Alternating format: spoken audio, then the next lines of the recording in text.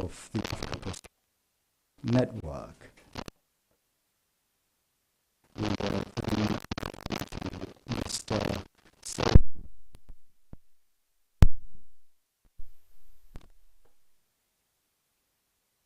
He is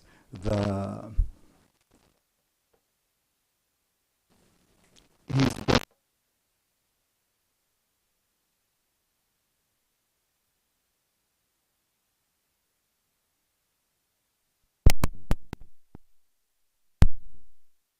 Mr. Jack Camp.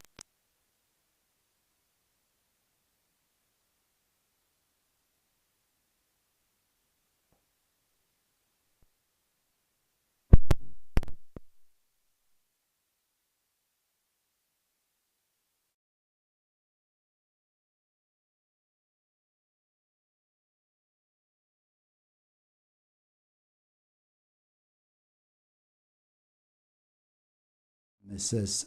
Karen Daze from the Africa Prosperity Network. We'll have a 10-minute question and answers from the members of the media. And then to draw the curtain on this program, we will have a wonderful expansion on what has taken place over here and why the theme and a number of things from Dr. Eugene Owusu, who has been with the network right from the beginning. He's also an eminent member of the Advisory Council of the Africa Prosperity Network.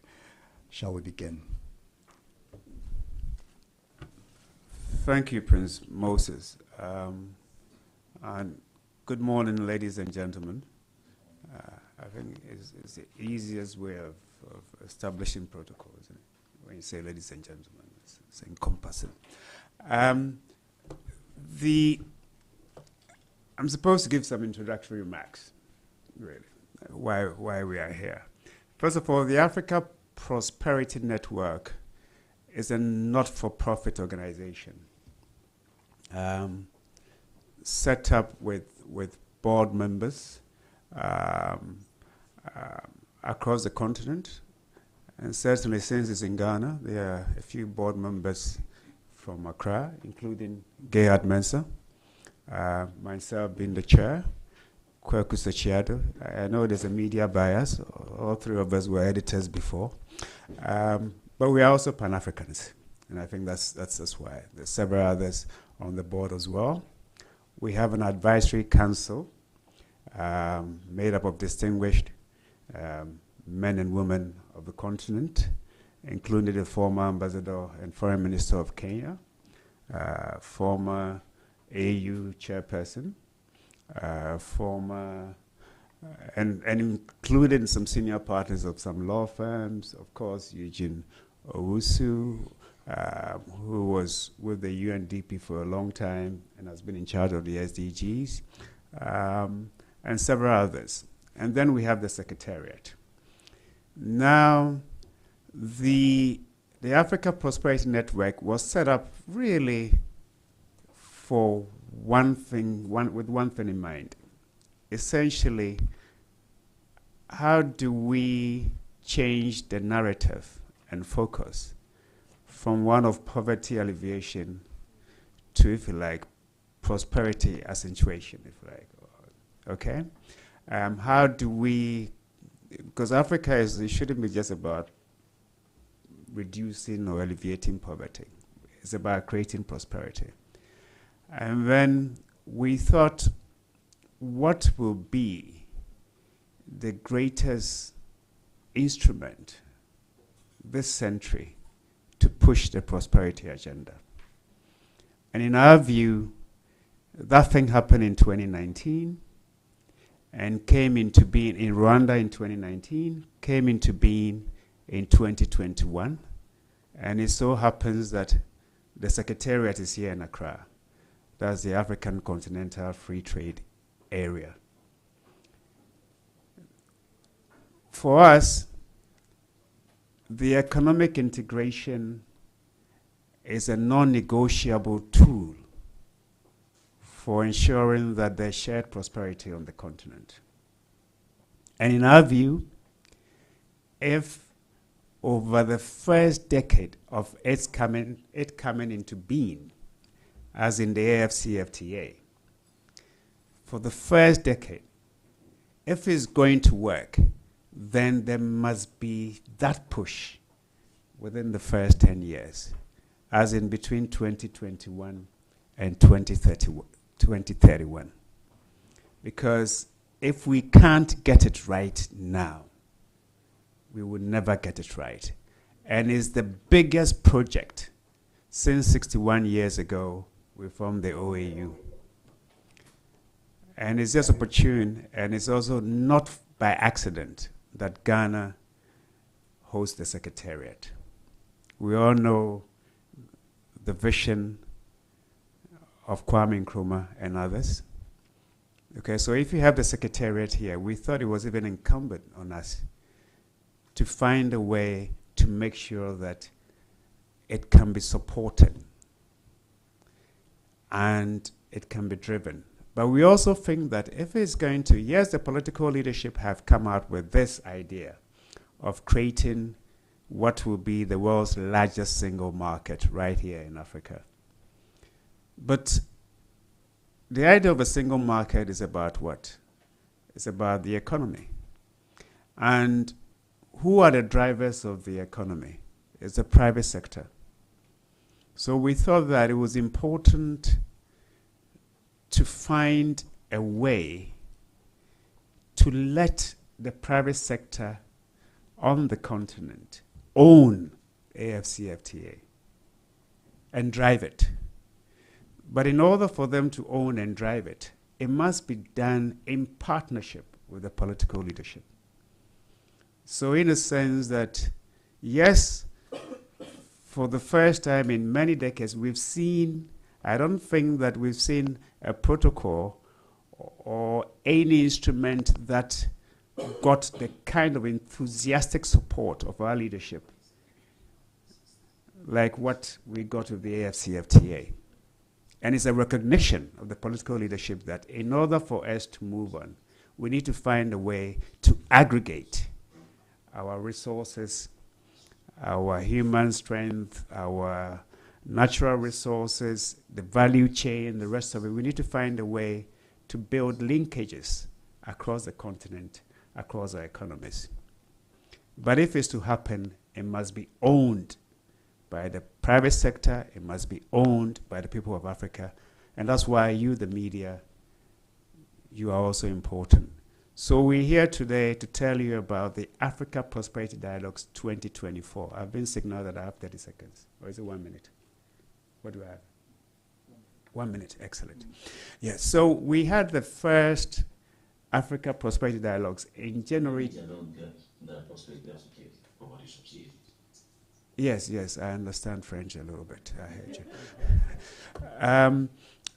We had the first one in January 2023. The focus then was how we if like, elevate AFCFTA from ambition to action. And the compact, which was put together by our partners, led by Dr. Eugene Owusu, with the UNDP, ECA, and the rest of them, and the AFCFTA. The compact that came out of the end of the 3-day retreat was presented to the AU, and they adopted it. And what is important about that is that the AU recognizes that the conversations that take place at the Africa Prosperity Dialogues between business leaders and political leaders is relevant to pushing the FCFTA agenda. Okay, so let's not be, let it not be lost on us in terms of the importance of the conversations that we are having here. Fortunately for us, we fall between Davos and the AU Summit. The next AU Summit, it's, I believe, February 17 to 18. Our conversation is 25th to 27th of January. And whatever comes out of here, the compact, it will be tabled at the next AU Summit. And we hope that there will be actionable things that will come out of of this year's dialogues. So thank you very much. I believe my time is up. You don't need to say it in French. I heard you. Thanks.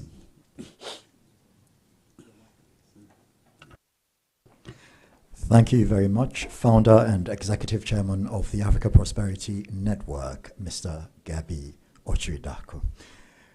The next person to speak is the Chief of Staff of the Africa Continental Free Trade Area. His name is Mr. Silva Ojako. Sir, over to you. Thank you very much. Thank you, Prince. Chairman of the Africa Prosperity Network Secretariat, the CEO, advisor, Dr. Eugene Owusu, and the director, colleagues from the Secretariat and members of the press. I say these remarks on behalf of Secretary General, His Excellency Wamkele Mene. He left last night for Davos, and he asked that I should make these remarks on his behalf. So that is what I will do. First of all, to really welcome all of you to the Secretariat. You are friends of the AFCFTA, and I've said to the chairperson, that the chairman of the APN, that is a very strong supporter and a strong friend of the AFCFTA Secretariat and the AFCFTA programs. Happy New Year to all of you. I hope that this year we'll be moving with last year's theme, but also with this year's theme, because last year's theme was to say from vision to action. And for this year, we are saying produce, process, add value, and trade. This is the theme for this year. And that is the action that we would like to see, that will lift Africa from poverty eradication, the chairman has talked about, to prosperity. I would like to thank the government of Ghana and the Africa Prosperity Network Secretariat for partnering with the AFCFTA Secretariat in organizing the APD, the Africa Prosperity Dialogues. And those are the dialogues where the conversation will be taking place to see how we lift the continent, how we make sure that this continental project called the AFCFTA Agreement is implemented in a way that the projections that have been made by different organs, including the World Bank, that when we implement, I usually don't want to use the word if, because if puts doubt in our minds. We say when we implement, we should be lifting 100 million people out of poverty into prosperity by 2035. So we're talking about 10 years from now. And there are programs that the Secretariat, working with the member states and working with other AU organs, has put in place to make sure that we live to the aspirations that the people of the continent have put. So the APN provides a forum for African countries to deliberate, to strategize, and to collaborate, focusing on leveraging our abundant natural resources, the youthful workforce, and our expanding markets to ensure that we deliver the promise that the AFCFTA agreement has for the people of this continent. And talking about resources, I read some reports from Financial Times and saying that Africa is not part of the global economy. And I think that that is the biggest fallacy. It is the wrong narrative. We drive the global economy. And the reason why I say we drive the global economy is that today, if we stopped our raw materials from leaving our coasts, the global economy will grind to a halt. because industrialization in the world is driven by resources from Africa, is driven by the minerals that are leaving our continent, driven by agricultural resources that are leaving our continent, the cocoa, the coffee, the tea. That is what is driving industrialization in the rest of the world. But to say that Africa is not part of the global economy and that Africa is part of the global economic problem is, in my view, a fallacy, because it is us, it is our resources that are driving growth. Our resources drove growth in Europe, our resources drove growth in the US, our resources have driven growth in China, because that is what drives. That's why the copper, the colts, and the cobalts, the tin, the manganese, the bauxite, the iron ore, that leaves our costs, is that drives industrialization for the rest of the world.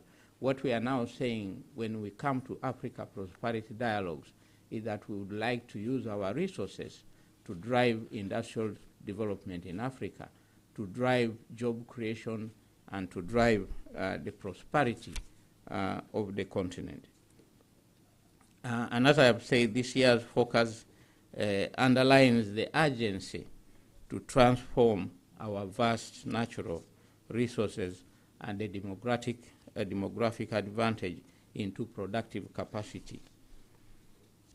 18% of the global population lives in our continent, but our contribution to industrial growth is only 2%. Maybe that's why they are saying that we are the world's economic problem, because our contribution to industrialization is only 2%. Why? Because we allow our resources to be taken away and value added elsewhere, when we could actually have added value. So our contribution to manufacturing is 2%, and our contribution to global trade is only 3%. So we need to rise above this. So this disparity highlights the urgent need for industrialization, for improved infrastructure, and energy solutions to enhance competitiveness and reduce the production costs. I think we will note that one of the reasons why we talked about improving intra-Africa trade is because when you look at the economics of it, we all produce literally the same thing, and there is very little that we can trade unless we move up the value chain. Once we move up the value chain, we can improve intra-Africa trade, but we will also improve the terms of trade between Africa and the rest of the world, because then we are trading something that is of value, of a much more significant value than the raw materials that we are currently trading. I think that we have very little time because we've told that we have another 10 or 15 minutes before we can close this session.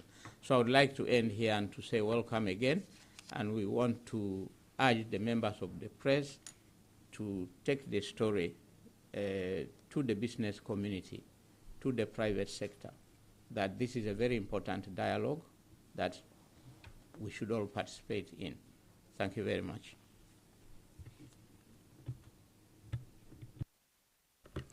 Thank you very much, Mr. Silva Ojakol, Chief of Staff of the AFCFTA. For those of you who would like to listen to the session in French, please go to channel 2 on your devices. Thank you very much. And now we will be hearing from Mr. Gerhard Menzer on delivering prosperity in Africa, produce and value trade. Thank you, Moses. Good morning and Happy New Year to all of you. There is a lot of optimism about Africa, and that has found expression in various descriptions. Of late, we hear Africa rising. It's all because of the fact that this continent is a very rich one, rich in natural resources and human capital. And it beggars belief why we are still where we are, and that feeds into the optimism that Africa would rise anytime soon. About 30% of the world's mineral reserves, 12% of oil, and 8% of natural gas reserves are on this continent. We have a vast amount of arable land, forests, wildlife.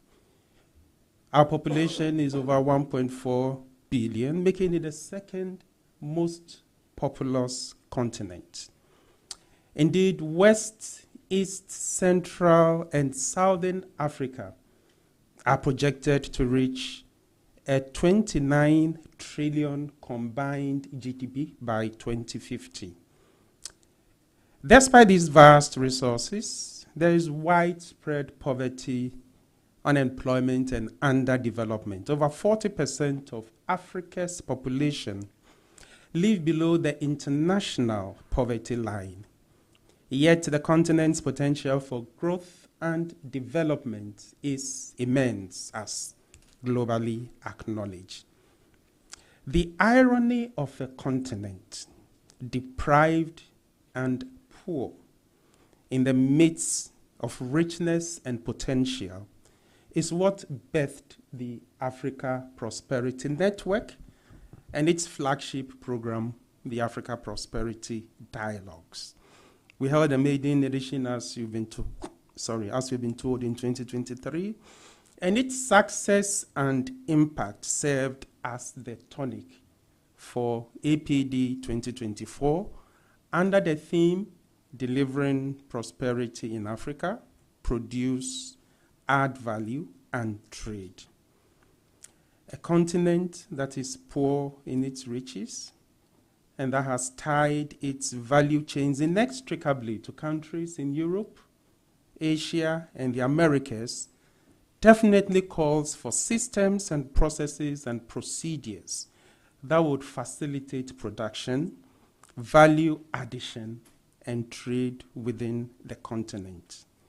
Fortunately, AfTA provides us with a unique opportunity to achieve these goals, with its aim of removing tariffs on about 90% of goods and progressively liberalizing trade in services on the continent.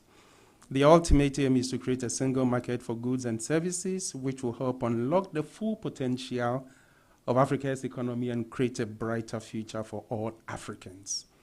However, without alignment in unity of purpose, particularly between Africa's political elite and Africa's entrepreneurs and business leaders, the efforts at intra-Africa trade and bringing prosperity to Africa will all be exercises in futility. Delivering prosperity in Africa, produce, add value, and trade. In the interventions that have been made before, there has been quite some emphasis on value addition. And it reminds me of a story, which seems to be imaginary, of an effort by African leaders to introduce a common currency for the continent. They were said to be in a meeting. Nigeria suggested Naira.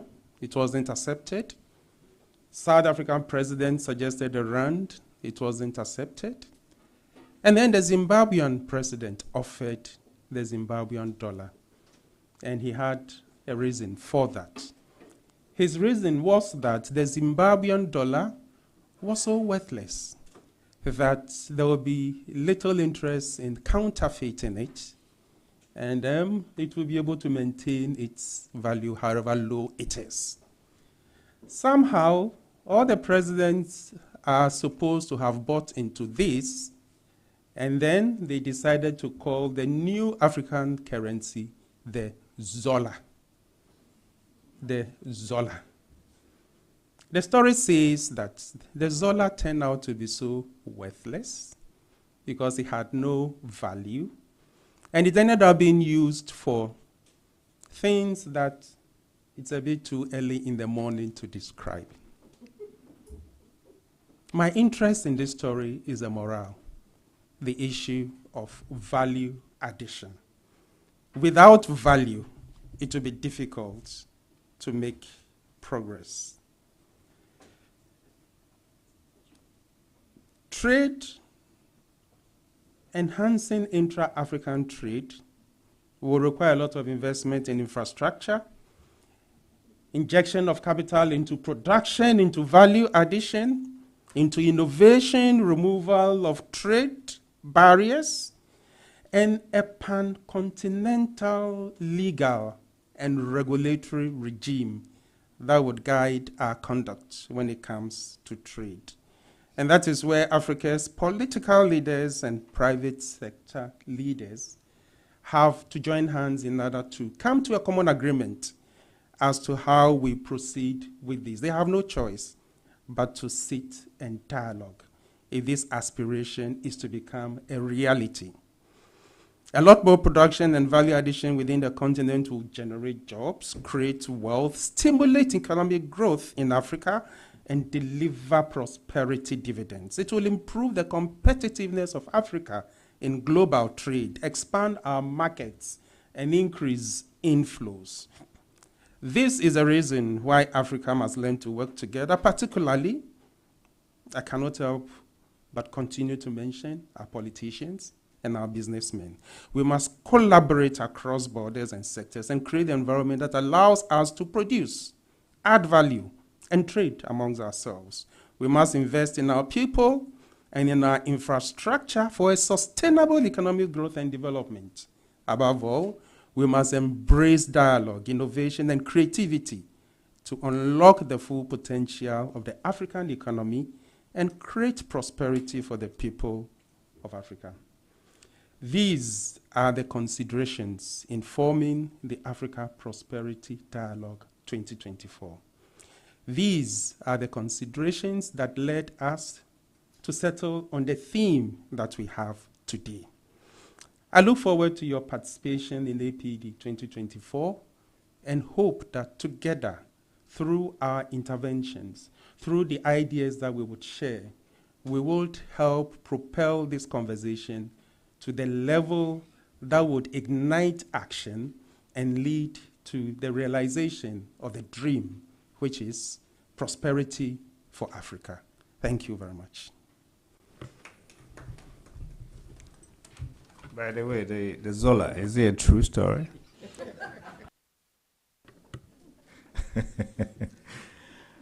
Gerhard Menzer, he tells brilliant stories. Thank you very much, Gerhard Menzer. He's very passionate about Africa, and he was one of the key people to have presented the compact to the AU Extraordinary Meeting last year, and he will be leading the charge this year as well. Thank you very much, Mr. Gerhard Menzer. We go to the APN, that is Africa Prosperity Network's CEO, who is Njak Khan. He will be talking about the thematic areas. We've got about 6 of them. 8 in total, but about 6 areas. Thank you very much. You've got about 7 minutes. Thanks. I think you can speak in French, and then they can use the. Do you all have those? But at the back? I would be happy because indeed it's APN French is also one of the languages that we practice at APN. But maybe I would prefer you speak in English because the cameras are capturing you in English. We will then use the subtitles. As it were. Thank you. Ladies and gentlemen, thank you so much. So yes, as CEO of APN, I've been tasked today to take you through the thematic areas and maybe the format of this 3 days event that, again, on 25th to 27th of January of this year. So the thematic is produce, add value, and trade. The themes to take us for this journey are the following 3. It's about agriculture and food security. The second one is related to natural resources and value addition. And the third one is related to manufacturing as an efficient way to enhance inter-Africa trade.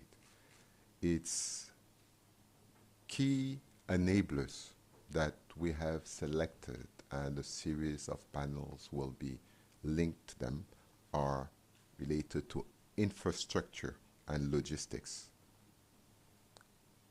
focusing on connections by land, roads, air, and sea.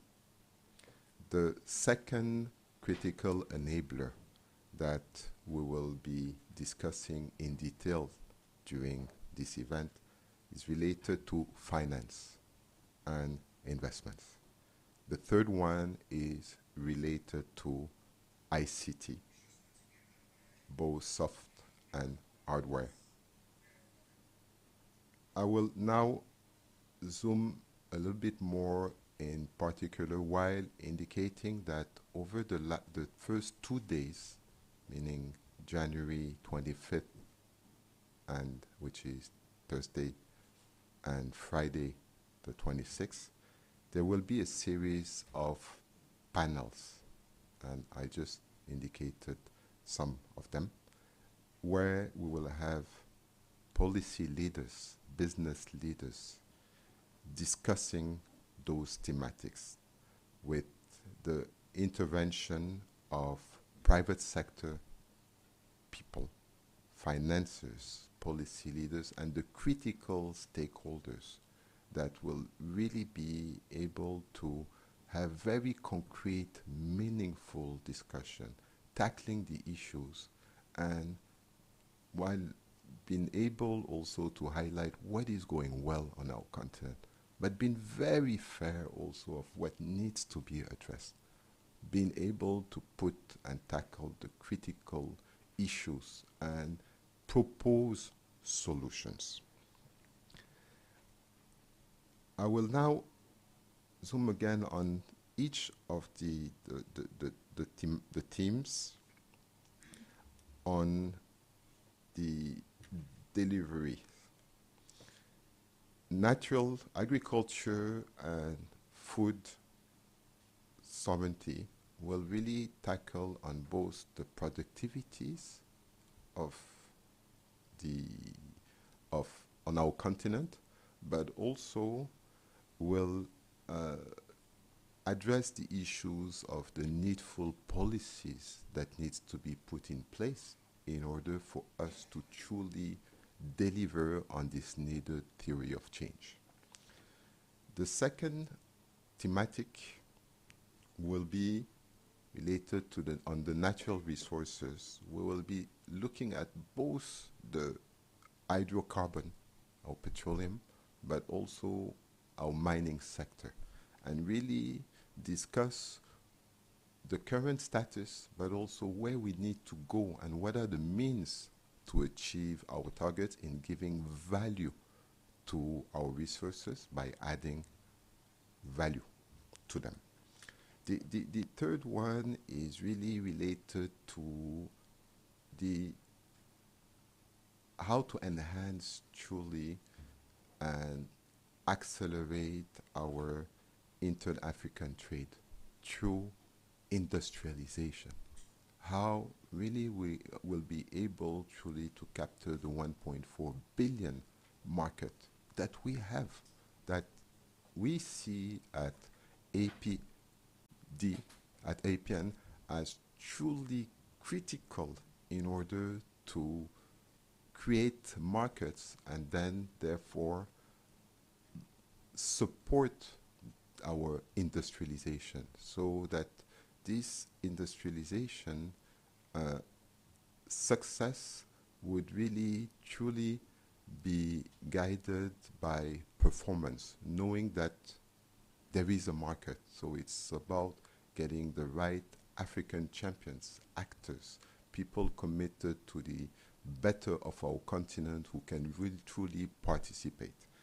So now in the zooming of these critical enablers, the discussions we will be having during these 3 days are related to how do we connect our people, how do we connect, ensure that our goods are moving throughout the continent, both by road, by air, and by sea.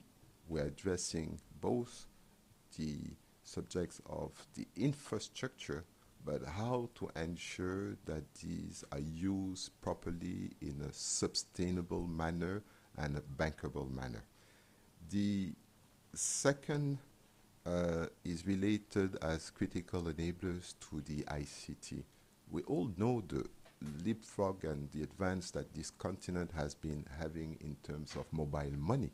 But how do we go to the step, to the next step in connecting, supporting the connection on the free roaming and the critical subject of interoperability? Basically, how somebody can effect payments on another continent and all the framework regulatory that goes with it, so that we can truly push that agenda.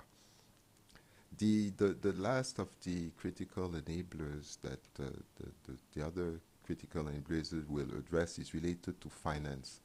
What are the various other options of financing, realizing that all our continent that need to massively develop infrastructure have reached a level of indebtedness where money from government will be hardly to raise further. So what are the other options to ensure that additional funds, investments, both from country, from the continent, but also international, will be attracted to invest into? And what are the blended finance mechanisms, both in long-term financing, but also in both investments and working capital can be attracted? How do we get the various actors? The DFIs invited and who will actively participate, and our African DFIs such as the Africa Development Bank, the BADEA, and all these actors will be at the table, and really with the idea to help push the agenda. I will just conclude in saying, while delivering this, a series of side events. We don't really like the word side event, but the idea is that there will be a number of roundtable discussions, important discussions related to the important critical stakeholders: women in business, youth employability, the IPA, Investment Promotion Agency from all the continents will be gathering. Sectoral ministers will have roundtables, and just to complete and even having specific subject discussions related how to push that agenda of assembly, further assembly, the car assemblies, creating a robust pharma industry. So looking also at specific project, how to push the agenda on our cocoa, Ghana Cocoa initiatives, thematics like this one. So this will be really part of this team. So with the permission, I'm sure that Dr. Eugène Owusu will talk about the third day of the event itself also. So with your permission, I will stop and really welcome you to attend, participate, and again, addressing to the journalists here. It is your event. Help us, come in it, it is yours. Thank you. Merci beaucoup, Jacques Kahn, qui est le directeur général de APN. Il nous a donné le sous-thème de notre thématique de cette année. Merci beaucoup. So that was CEO of APN who gave us the sub-themes of this year's theme. Thank you very much. We now go to our two top journalists who have been with us since the beginning. And that would be Nanaya Mensah, who organized our webinar for this year. We had incredible support from all over Africa. And then we have Thomas Emire, who has been a great support in writing some of our position articles. We will begin with Nanaya Mensah, who will give us a lowdown of the webinar we organized and her comments as well. Nanaya Mensah, over to you. So I was very pleased last month on the 19th of December to be able to co-moderate alongside Gehat Mensah the webinar by the Africa Prosperity Networks launching the Africa Prosperity Dialogues 2024 and to give journalists, including some of the preeminent journalists and commentators from around the continent, we had representatives I think from everywhere bar North Africa, a chance to do what they love best, which is talk a bit about themselves. Journalists love talking about their own work and how it affects the wider world around them, but for good purpose here, because we're talking in relation to Africa trade, as you heard from our expert panel there, not only about the huge potential that this continent holds, but indeed where we could take it to, how much greater the wealth, the prosperity we could create for the people, the 1.4 billion people in this continent, but how we could also raise living standards across the board, and some of the wonderful cultural connections even we can make amongst ourselves.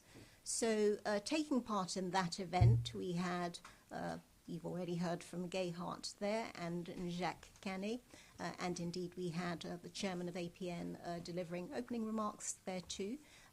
Toma Imere, who will speak in a moment, I hope will tell you a little bit more about some of particularly the financial ideas that emerged through the webinar, or at least touch on them. We had perhaps a philosophical overview from the likes of Charles Onyango-Obo, the eminent columnist for the Nation Media Group and multiple author, about how he didn't see that there was problematic or anything particularly problematic about the idea of African trade and how we are to sell it to African people. To Fariel Hafaji of the Daily Maverick in South Africa, comparing and contrasting official figures talking about the volume of trade done by major supermarket groups in South Africa, doing up to 5 billion rand of trade a year, versus what is going on in the real world where most of us shop. In South Africa, that would be the bazaars, where she said there's good research to prove that there is 10 billion rands worth of goods, mainly sourced from Ethiopian wholesalers by South African traders, already being traded.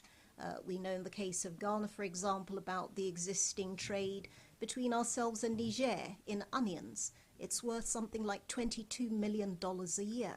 Nobody's paying any attention to these things that we take for granted as a natural part of our everyday lives, but are very much part of the story that we already live, but we could add so much more to if we focus on supply chains. It's the nuts and bolts that need to go into making, to giving amplitude to these trades and this business. Why, for example, in the case of Ghana, you heard in Jacques Canet talk about the cocoa trade, one of our major non-traditional exports being cocoa paste, well, cocoa products, as you know, you all know, but cocoa paste. Why aren't we processing further along the line and making more of cooperation and partnerships across Africa?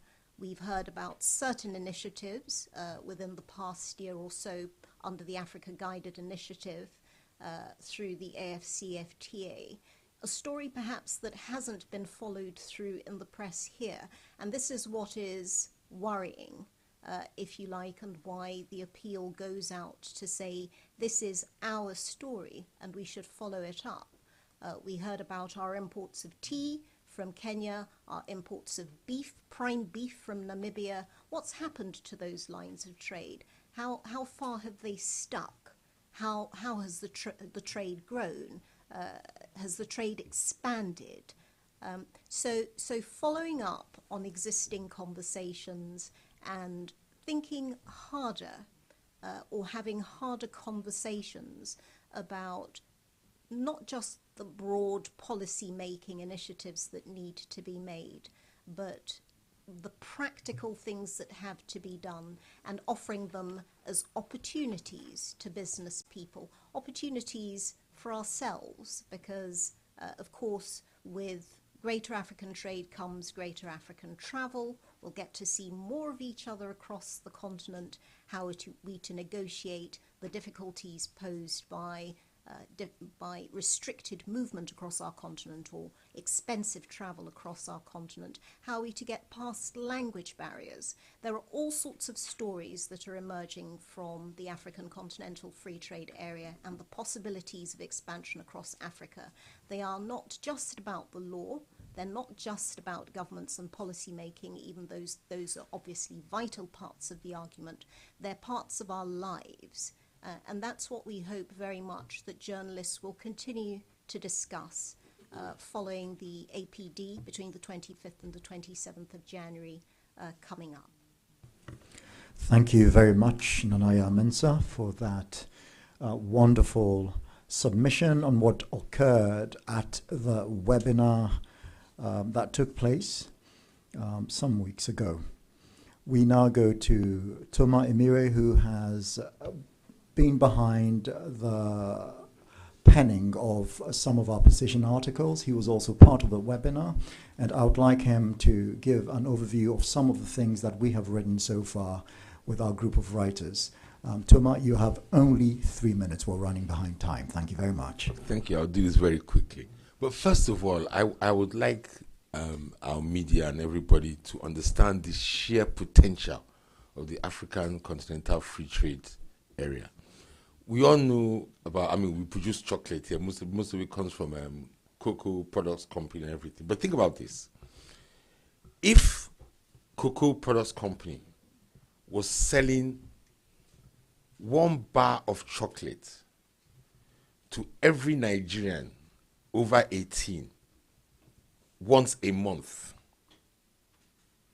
that amounts to 1.2 billion units of chocolate a year from cocoa products.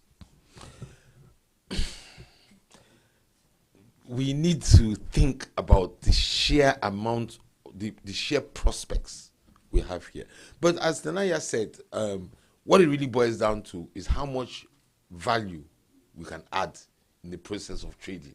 There's no point in just trading pure primary goods without adding value, which means you will not be able to create jobs.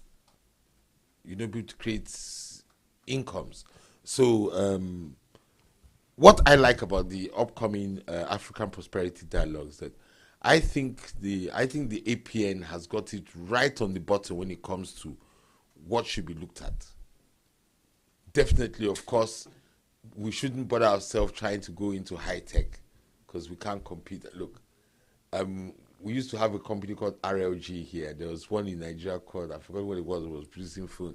But you can't exactly compete with iPhones, can you? However, when it comes to like light industry, when it comes to producing, processed foods and things like that, yes, even though Africa produces similar kinds of products, if you add value, they become totally different. Again, I keep giving the example of Nigeria and Ghana because I'm a Nigerian who relocated to Ghana almost 30 years ago. We have the same kind of agricultural products that we grow, that we cultivate. But look at the foods we eat. Quite different. Quite different. That is what happens when you add value one way or the other. You now have an entirely different set of things coming across. And last thing I just want to comment on, and it's very, very important. Let us not just consider, as Nanaya said, it's about supply chains, not just about finished products. I've heard somebody say, for example, when AFTA starts in full force, Ghanaian producers will not be able to compete with sardines from North Africa and stuff like that. Look, what really matters here is creating supply chains that cross borders that can compete with goods from other countries.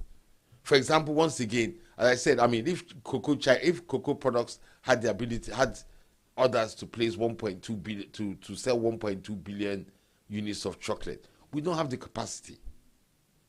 But when we join forces with other African countries, for example, South Africa's more advanced packaging industry, then we can do it. And take market share from goods coming from other parts of the country, other parts of the world. And now the key thing is this: under PAPS, the Pan African Payment System, where we are netting off our dollar flows, it solves the biggest single problem facing African countries today: lack of foreign exchange. Because we'll be netting off what we owe against each other. I keep on saying, even Ghana's economic issues today, they're not a fiscal problem, they're a forex problem. So that works for everybody in Africa who's a member of AFTA.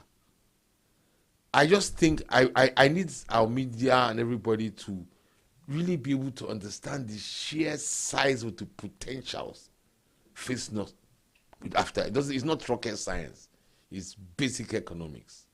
And I really hope that we can knuckle down, and the African Prosperity Dialogues will act as focal points for us to knuckle down and take advantage of these potentials. Thank you. Thank you very much, Toma Emire.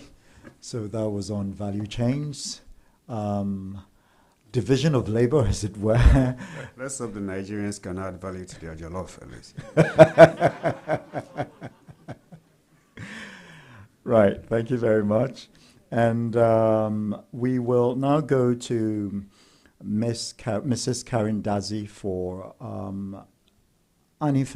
some information on the events coordination and registration, especially for journalists who will be coming up to PEDUASI Presidential Lodge on the 25th, 26th, and 27th. May I also remind you, members of the media, that on the 26th of January, we will have the Africa Prosperity Champions Awards and gala dinner at the Kempinski Hotel. We are going to be awarding some very eminent Africans and global Africans, and you should be interested in that because they have been working very hard to make this continent a prosperous one.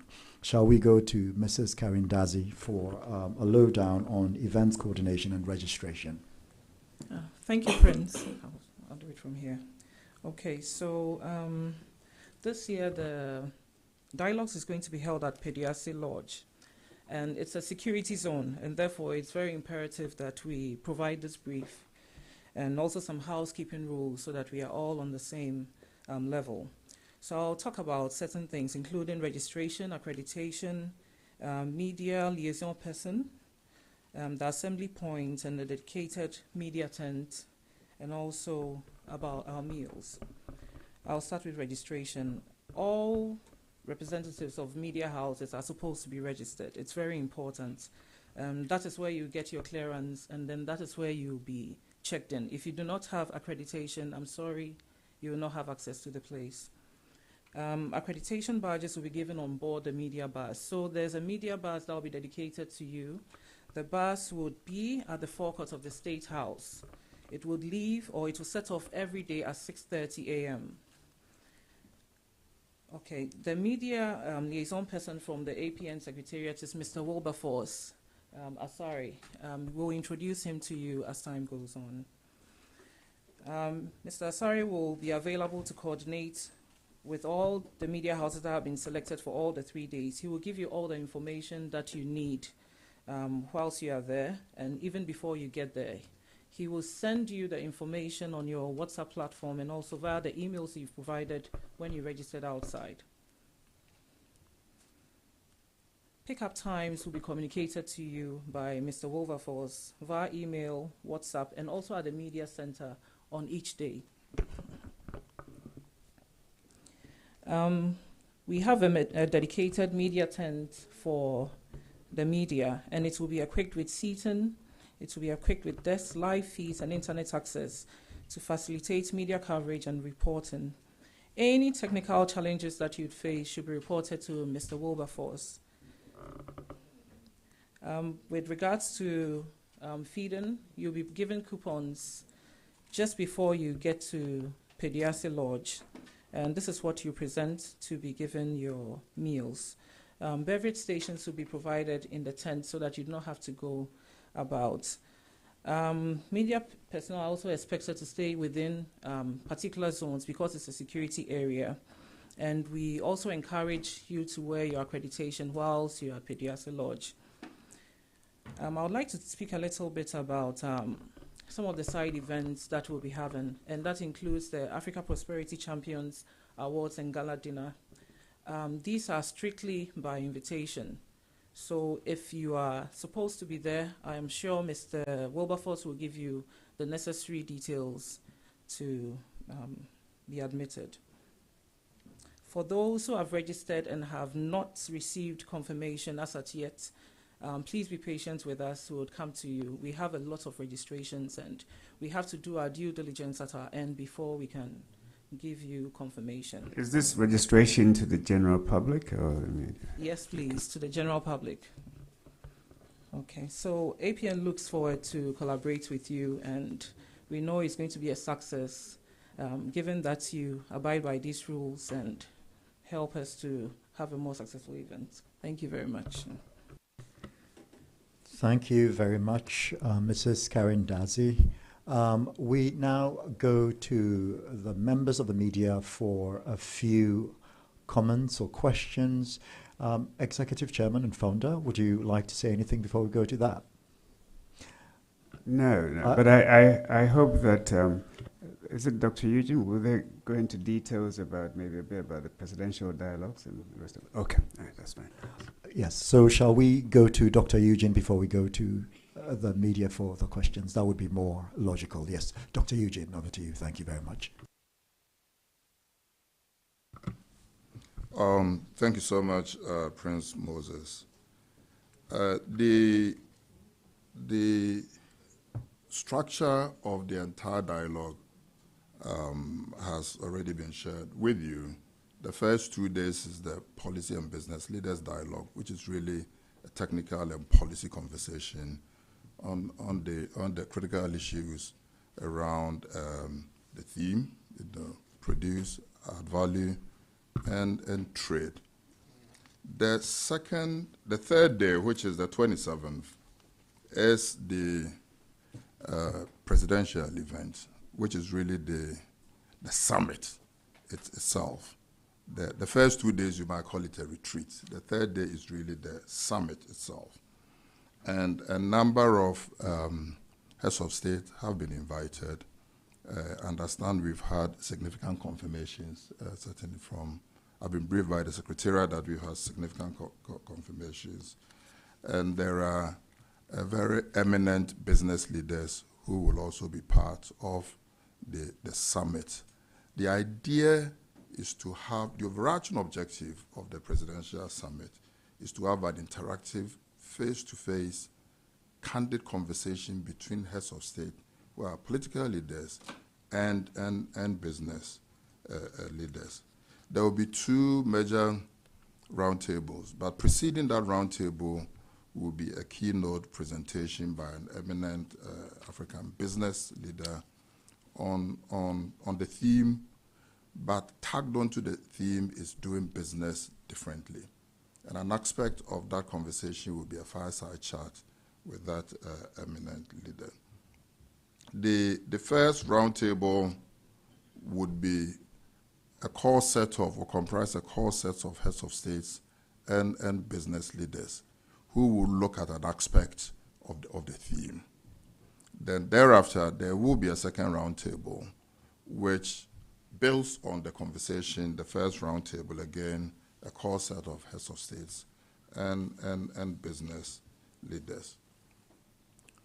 Once that is the conversation finishes, there would be what we call making it happen, which is really a call to action by 2 very prominent African personalities, essentially challenging the business leaders and the political leaders to live up to the expectations, the intents and purposes of the compact.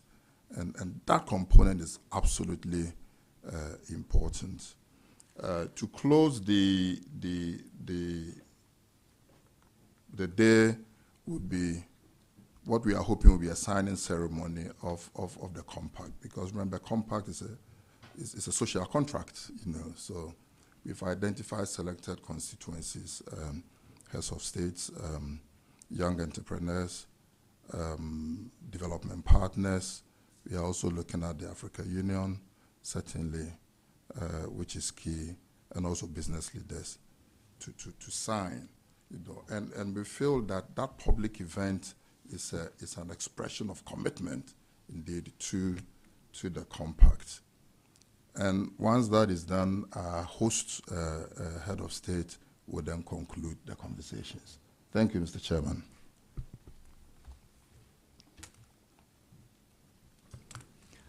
Thank you very much, Dr. Owusu.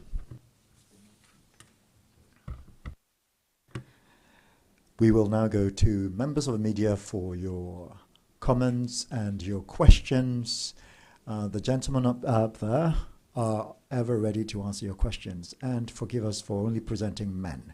Our advisory council is women biased, and so those are the eminent members of the Africa Prosperity Network, and they are mostly women. So forgive us for today.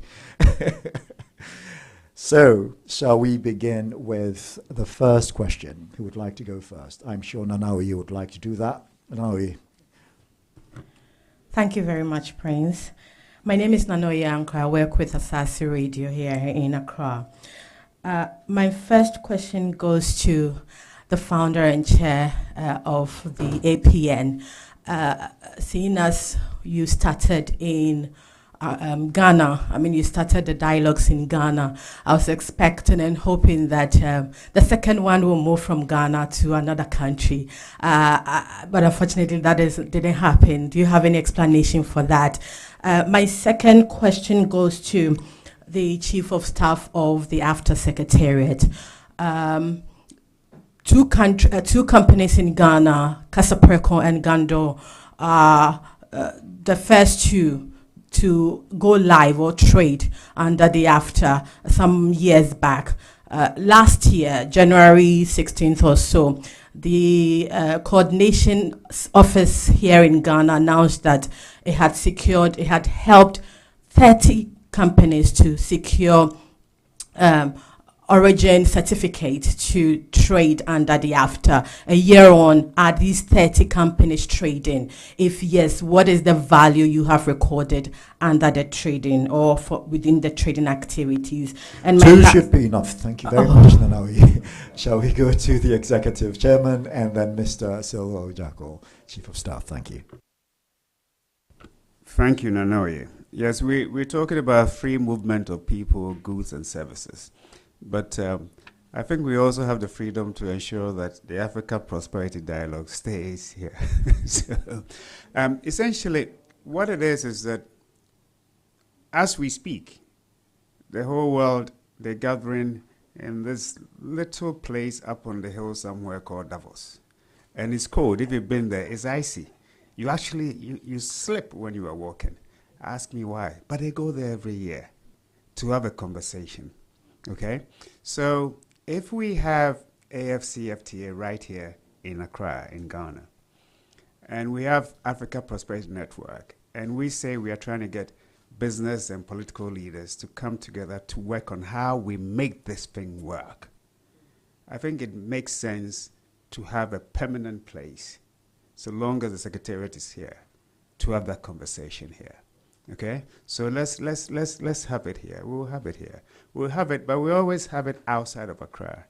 Remember, we even themed it the Kwahu Summit because that's where we had the brainstorming with Wamkele Mene and people from the presidency and from the Secretariat, and and UNDP as well. We sat down there and we formed that. Look, we're going to do this, but we will have the conversations here. So we know that beginning of each year, all Pan-Africanists, the leaders within business, politics, know that on their timetable or in their calendar, they have to be in Ghana, up on the hills, to have a retreat to discuss how we move this agenda forward. So that answers your question, I hope. Thank you very much, Executive Chairman. Mr. Silva Ojako.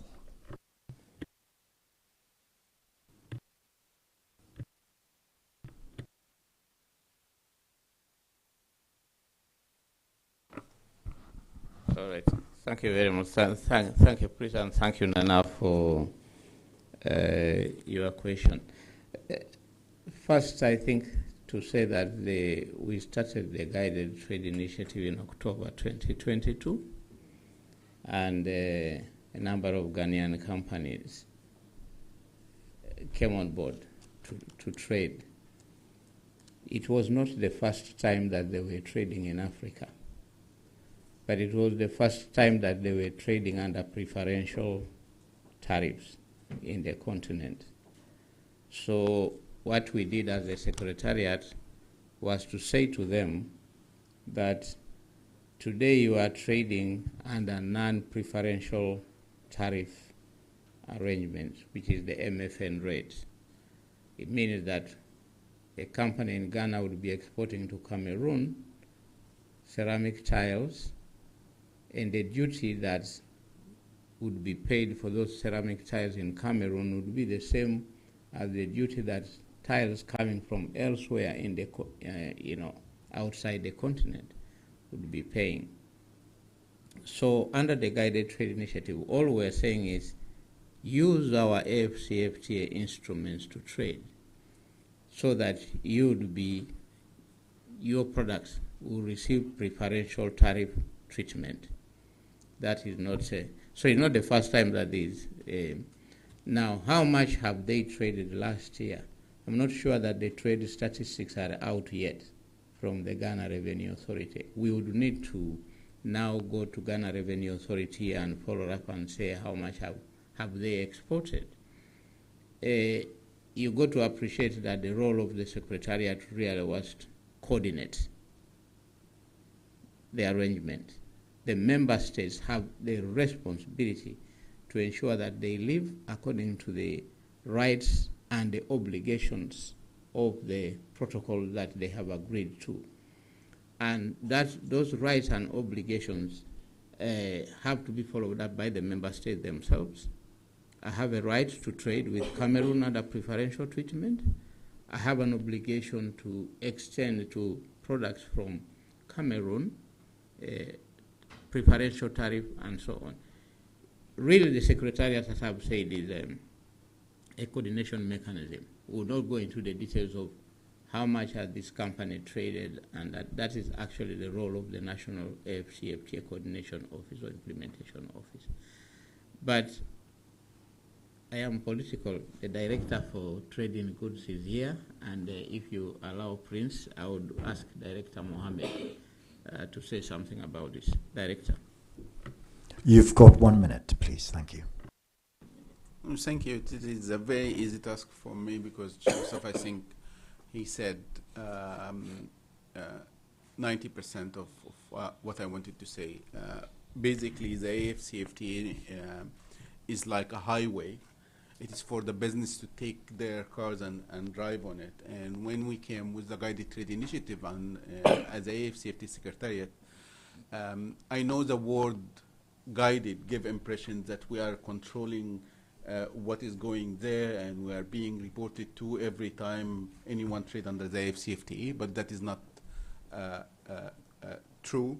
The Guided Trade Initiative is, from our point of view as a political organization like the AFCFTA Secretariat, is to connect and unlock countries and intervene when there is a problem. So that's why maybe when it comes to the number of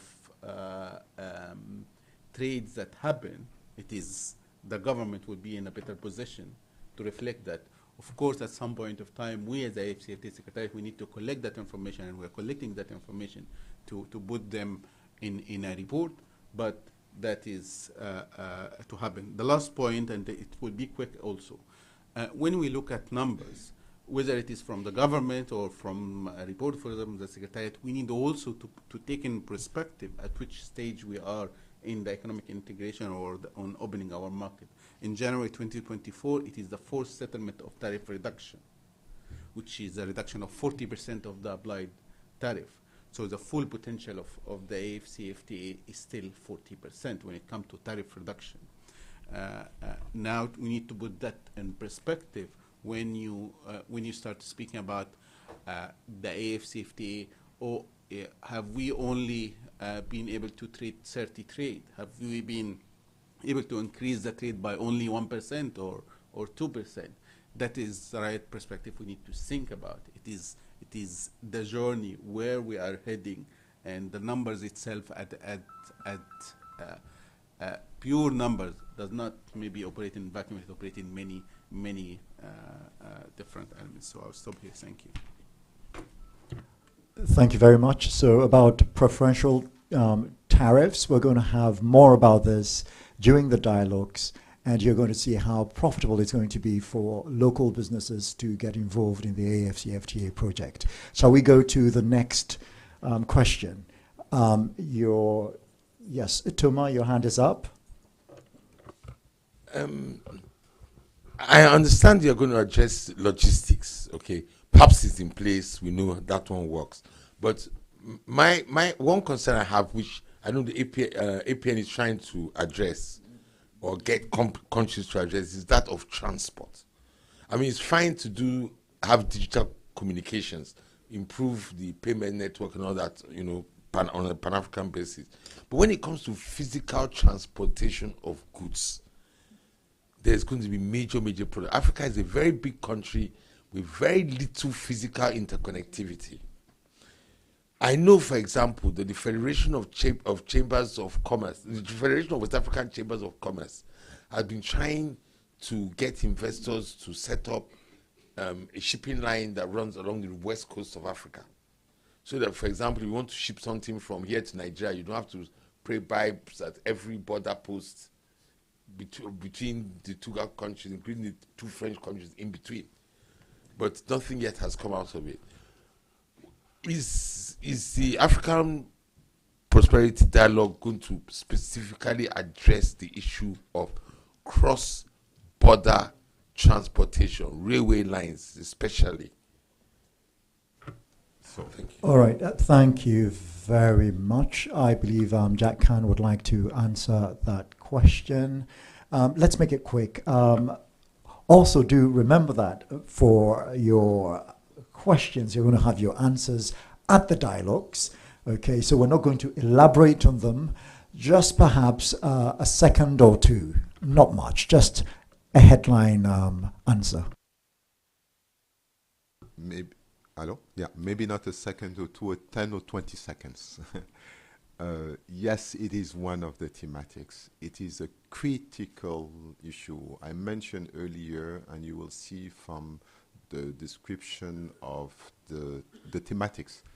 Road, both infrastructure, but how to use them, how to ensure that they are financed. We'll zoom into, during the sessions, on very critical subjects. One of them is the Praia-Abidjan and Abidjan-Lagos road. But as you mentioned, also, there are a number of initiatives in terms of road. There are a number of initiatives in terms of airlines. We are looking at connecting also Africa to the Caribbean. Will be one of the subjects. And also how we can truly align the African champions around on these three lines. So yes, it is definitely in the hearts of the discussions on panels, but also on side events. We're going to have a number of ministers, policy leaders, but also champions, people who are doing EPC, infrastructure, roads, from Egypt, from Morocco, but also from countries. So all these actors will be about the table. It's going to be an important subject. And I'm sure that this is something that the press will want to discuss ahead, follow up, as Prince Moses has mentioned earlier. Thank you very much. The gentleman on the fifth row in white shirt, your name, where you're all right, thank you. My name is Calvin Powell from GH1 TV. So my question is to the founder and executive chairman of the APN. In his remark, he made mention that the compact of 2023 was presented to the AU and it was accepted. I just want to find out if there's one cardinal item in that compact that the AU is working with, if there is an empirical evidence of the compact being implemented that he can point out to us? Thank you. Okay, that question will go to both the founder and executive chairman and Dr. Eugene Owusu. The point that I will make, I'll leave Eugene to go into the details, but for me, the critical aspect of it was the acceptance that, because it was an introduction of Africa Prosperity Dialogues as a necessary platform where we get business and politics to meet and see how we can drive the AFCFTA agenda. And for that concept to be accepted by the AU was, for me, the critical thing. But I'll leave it to Eugene to continue. And then subsequently, because if you remember, the theme of the AU last year was about how to accelerate the AFCFTA agenda. And really that was also the conversation, or the compact. The key compact was about that.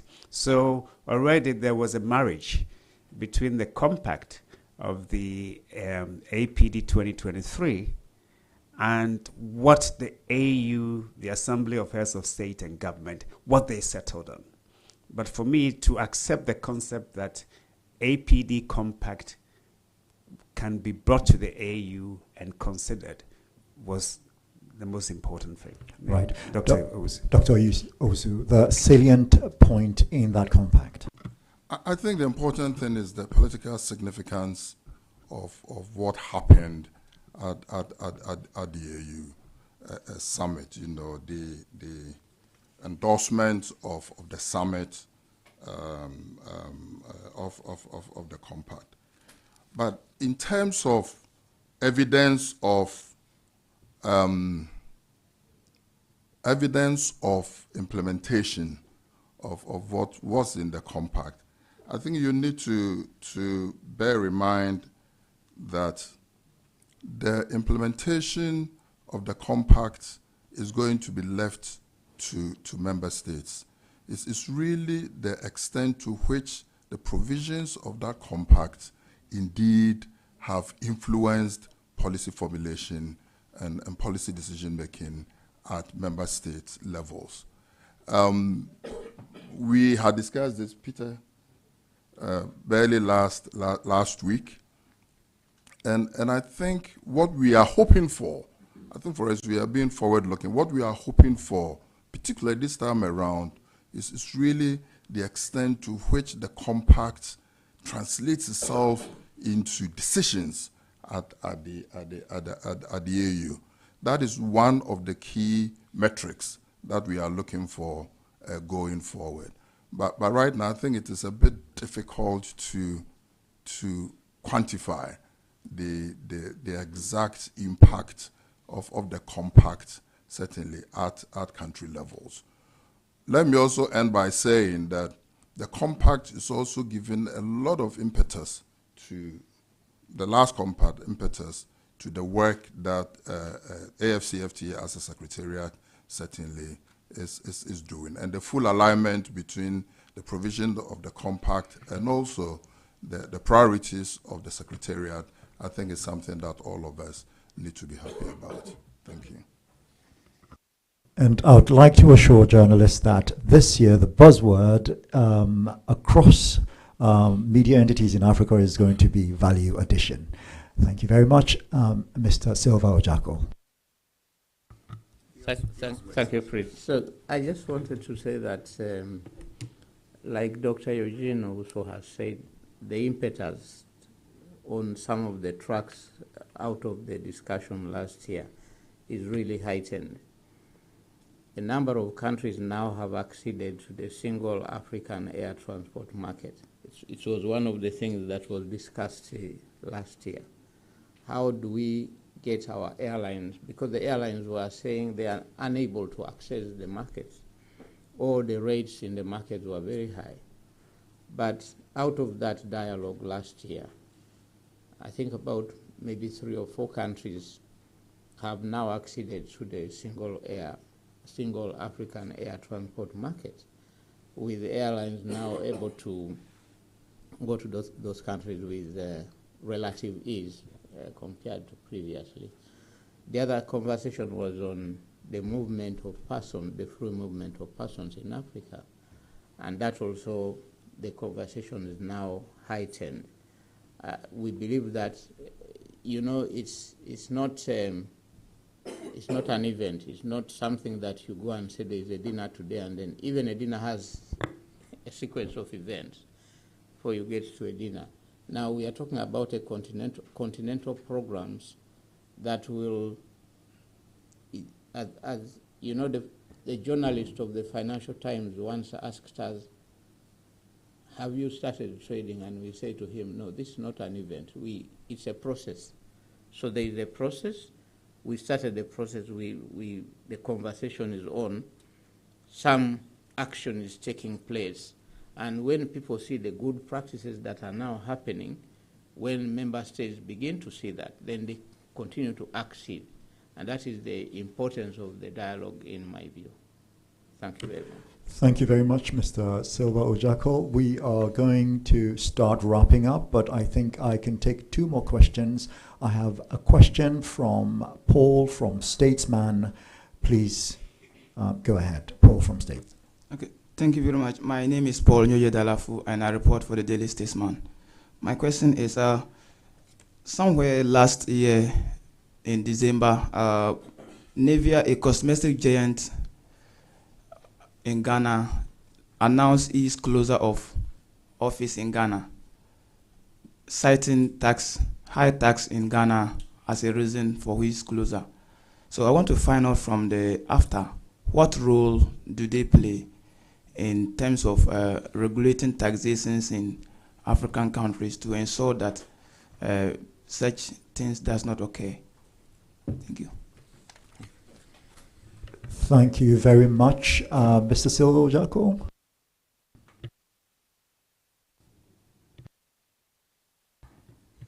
Okay. So the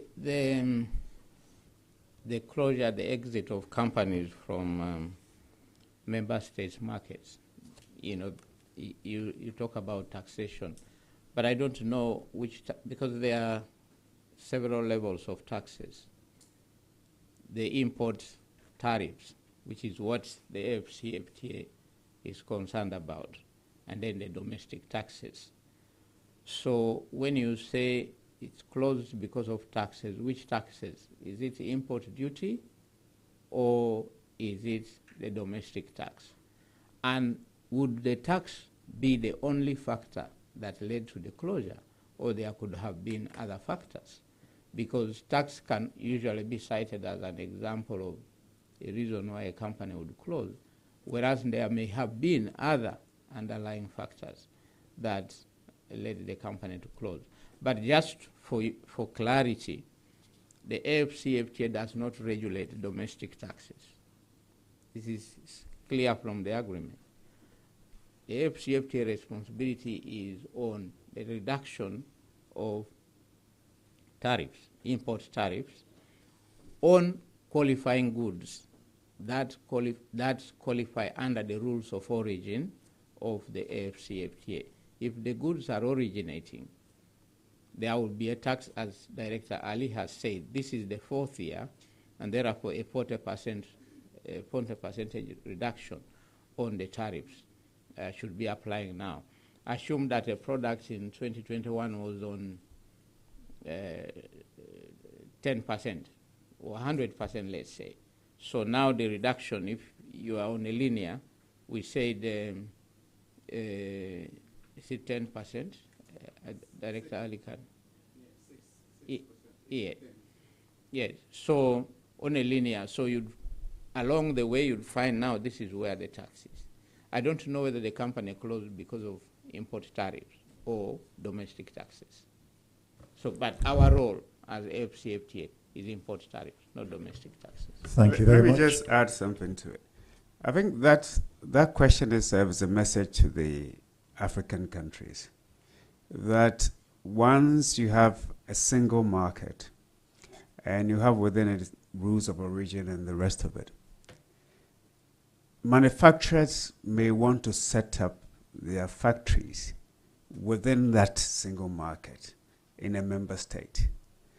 It is for the member state to ensure that their own fiscal policies and stuff to do with taxation and the rest of it are attractive, because people will be setting up factories in your country to reach the wider market beyond your country. But if your rules, your laws, or your taxes are not favorable, they will move to another member state. So that's really a message for all member states. But the AFCFTA will make sure that there will be preferential treatment in terms of tariffs and the rest of it within the member states. Yeah, thanks. Thank you very much. That was very clear. We have our last question from Ebenezer. I think it's from Daily Guide, and that will be our very last question. Yes, sir. So my question goes to the CEO of APN.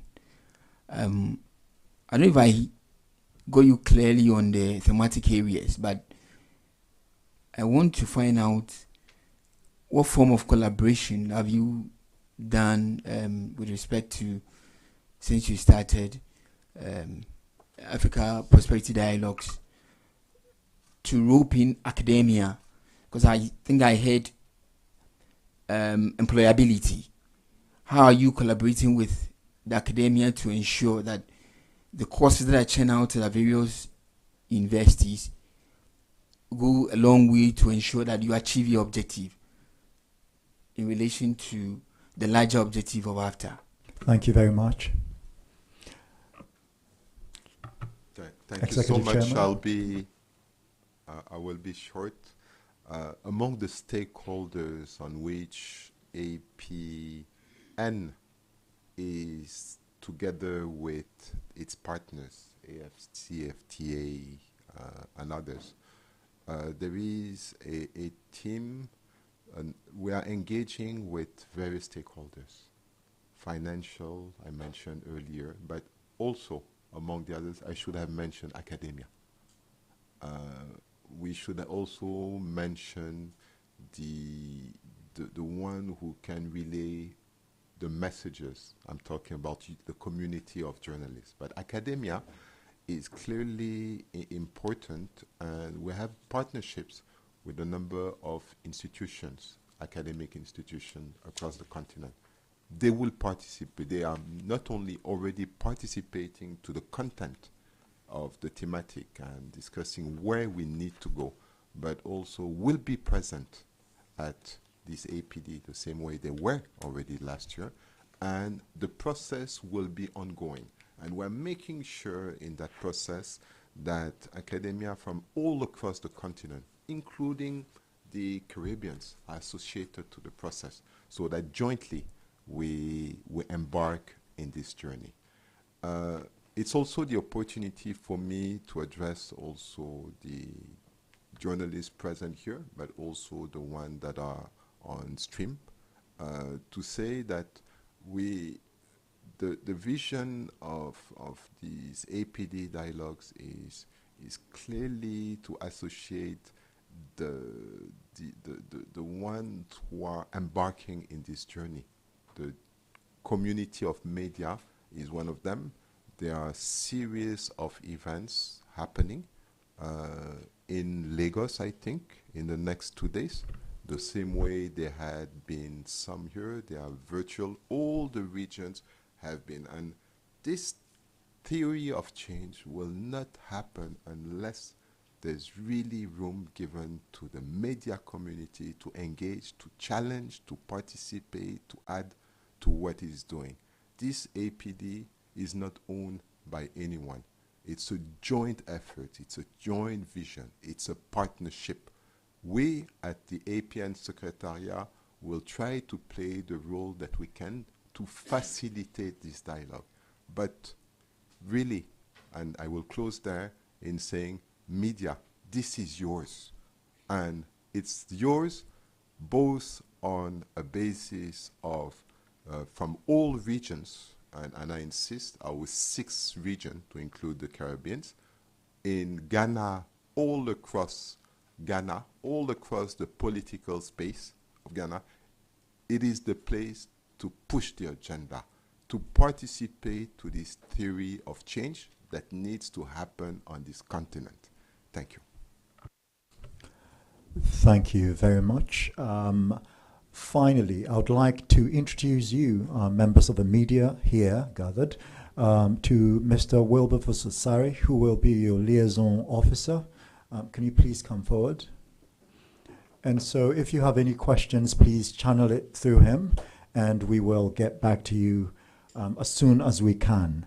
I would also like to thank all of you for coming. Thank you, members of the panel, especially Dr. Owusu, who had to give up an important meeting to be here with us, and we have gone overboard. Thank you very much, Dr. Owusu. I really sincerely thank you for making it. Thank you very much, Executive Chairman, who has also endeavored to be here. We have been working on this assiduously, and thank you very much. And I'd like to thank Mr. Gerhard Mensah for having been with us throughout all this time and who continues to do wonderful work. There is another gentleman who is not up there. His name is Mr. Kwekuse Chiado, who has been spearheading the communication committee. You've seen that we've been doing some fantastic work. Thank you very much. Mr. Silva Ojako, thank you very much for representing His Excellency Wamkele Mene, and you have continued being a help to us. Thank you very much to Peter Sewonu as well. And then to our CEO, thanks for leading this project. My name is Prince Moses. We also have with us other members of the board. I might not be able to have the time to introduce all of them, and also to the high-level committee from AFCFTA on this first row. My name is Prince Moses. And then again, please register as you go out. We have our QR code for all of you.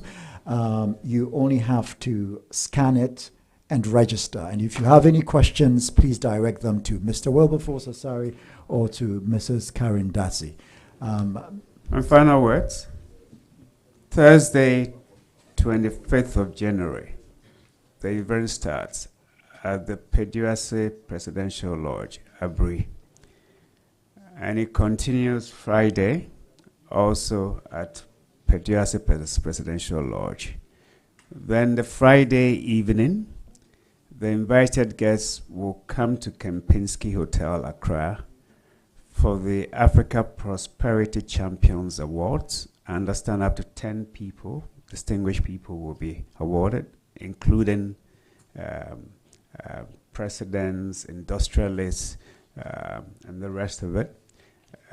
They've confirmed their participation. Then Saturday will be the presidential and executive business heads, business executives dialogue, also back at Peduase Lodge. This is a 3-day event, and we hope you cover all 3 days. Okay, thank you very much. Thank you very much, all of you. So there are refreshments outside for those of you who would like to quench your thirst and perhaps put something in your stomachs. And finally, there are going to be some interviews. So if you are an editor, I think there are about 6 of you over here. Please get ready for a 2-minute interview with our crew. Thank you very much. Have a very wonderful day. And don't forget to log on for our Lagos press briefing on Wednesday. Thank you very much.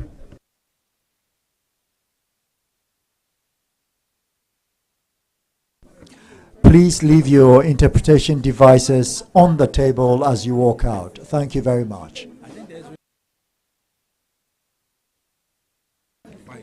There is